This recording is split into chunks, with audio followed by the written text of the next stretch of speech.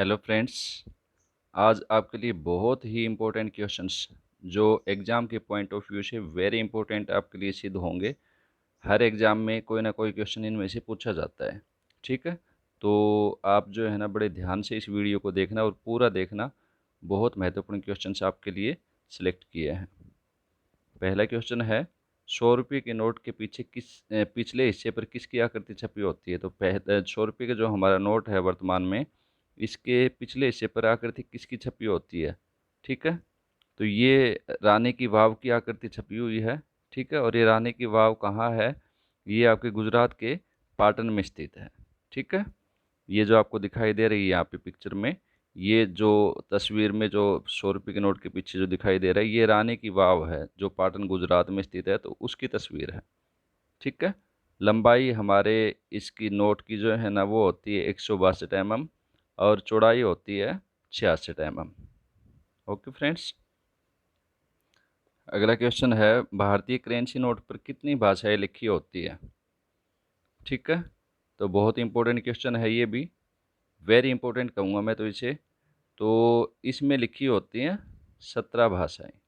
और 17 भाषाएं कहाँ, ये देखो नोट के पीछे इधर, ये जो मैंने सर्कल किया है यहाँ पे, ये 15 लैंग्वेज तो यहाँ होती हैं। ठीक है, 15 लैंग्वेज यहाँ होती हैं, और हिंदी और इंग्लिश में 2 लैंग्वेज और लिखी होती हैं। ठीक है, तो दोनों को मिला के क्या हो गया, 15 + 2 लैंग्वेज हो गई टोटल 17। 15 तो यहाँ पे इस बॉक्स में, और 2 हिंदी और इंग्लिश। ठीक है, अगला क्वेश्चन, 50 रुपये के नोट के पिछले हिस्से पर किसकी तस्वीर छापी गई है। जैसे अभी 100 का बताया है, इसी प्रकार से 50 रुपये के नोट के पिछले हिस्से पर, तो 50 रुपये के नोट के पिछले हिस्से पर ये है हम्पी, विजयनगर साम्राज्य की कभी राजधानी हुआ करती थी ये। ठीक है, और वर्तमान में विजयनगर कहाँ स्थित है, ये हम्पी अब कर्नाटक में।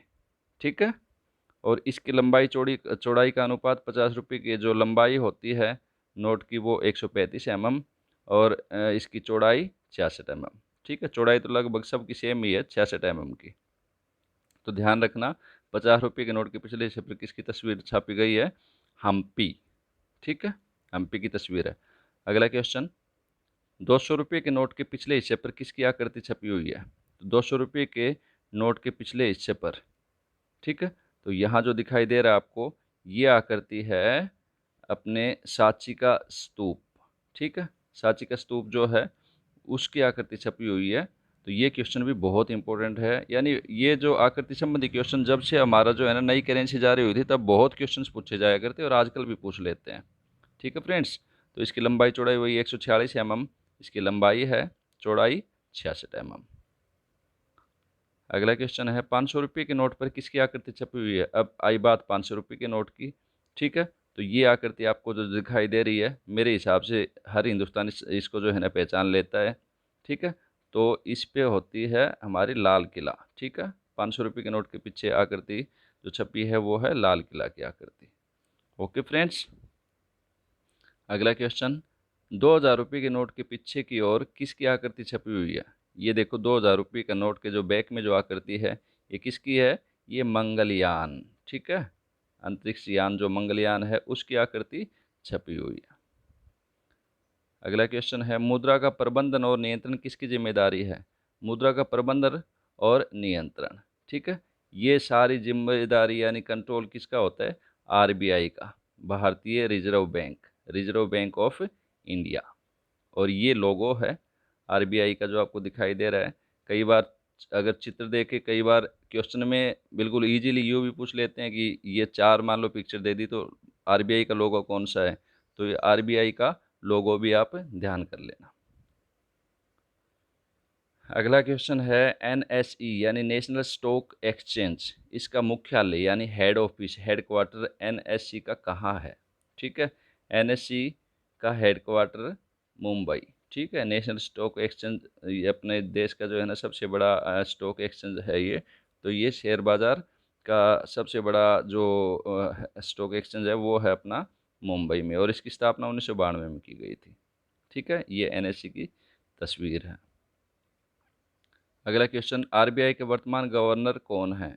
फ़िलहाल जो हमारे आरबीआई यानी रिजर्व बैंक ऑफ इंडिया के जो गवर्नर हैं वो हैं श्री शशिकांत दास।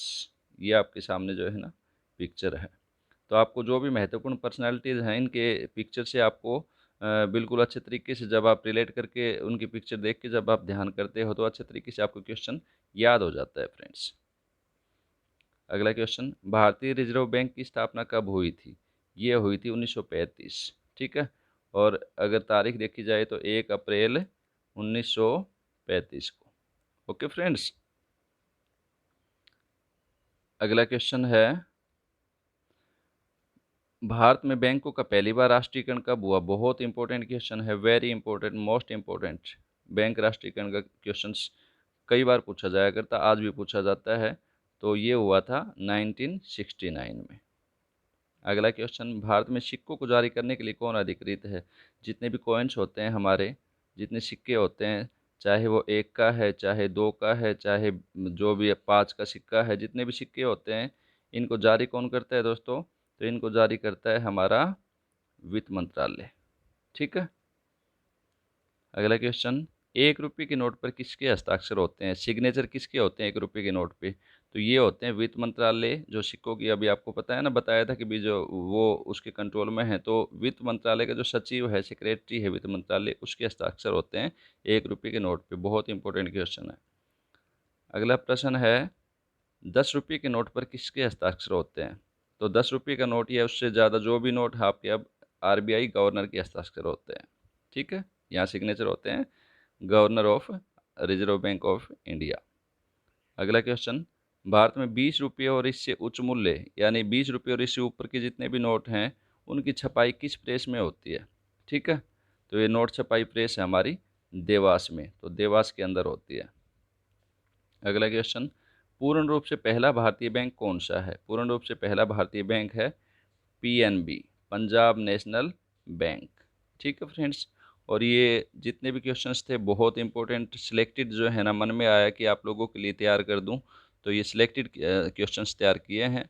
मुझे पूर्ण विश्वास है आपको बहुत एग्ज़ाम की दृष्टि से बहुत महत्वपूर्ण होंगे आपके लिए, ठीक है, फ़ायदेमंद रहेंगे। ओके फ्रेंड्स, ठीक है। आप अपने एग्ज़ाम की तैयारी करते रहो अच्छे तरीके से। मेरी यही शुभकामना है कि आप अपने जो भी एग्ज़ाम दो वो उसमें कामयाब हो, ठीक है। Okay friends, bye.